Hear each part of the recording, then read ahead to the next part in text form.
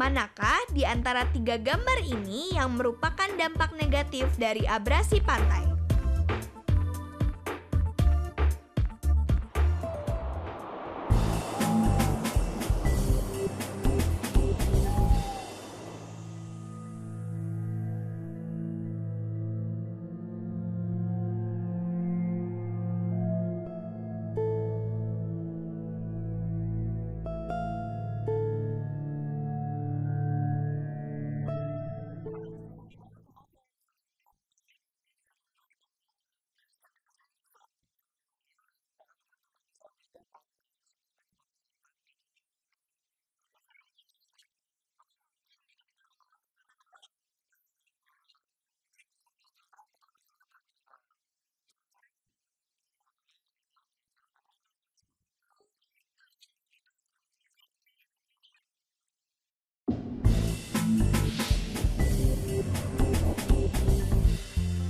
Agar lebih mengerti tentang abrasi pantai, mari kita ikuti percobaan berikut ini.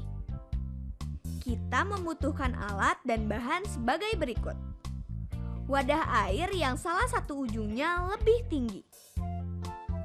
Pasir 0,5 liter, air 1 liter, dan styrofoam.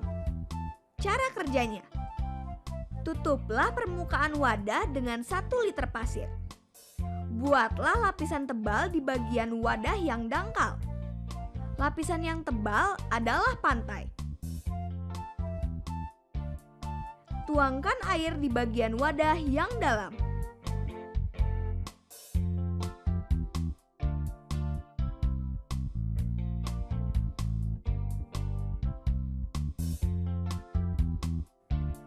Buatlah gelombang dengan meletakkan styrofoam di bagian wadah yang dalam.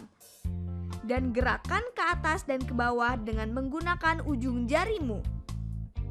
Ulangi langkah ketiga sampai beberapa bagian pasir akan terkikis dari wadah oleh gelombang itu. Lakukan percobaan yang sama dengan meletakkan pohon di depan lapisan pasir yang tebal. Daerah tempat air bertemu pasir mewakili garis pantai atau wilayah tempat laut dan daratan bertemu. Mengaduk air dengan styrofoam menyebabkan gelombang air.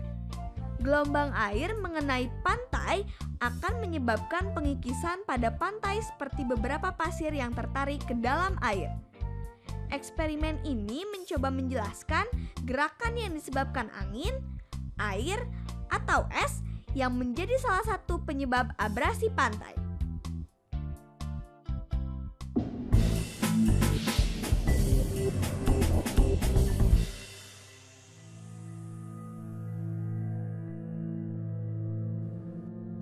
Ada beberapa pilihan tindakan untuk menghadapi abrasi.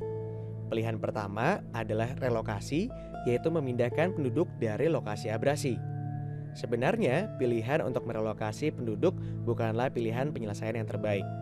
Relokasi membuka peluang lahan tergerus air laut semakin jauh ke daratan.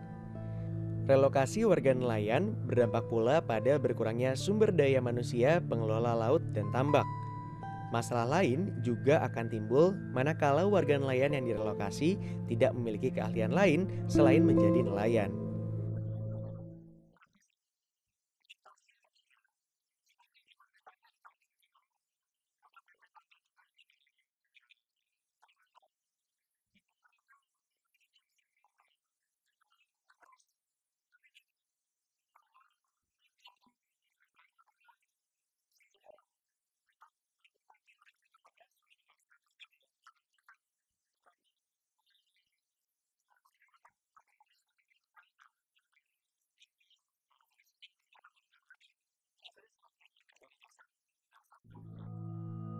Tindakan ketiga adalah do nothing atau tidak berbuat apa-apa.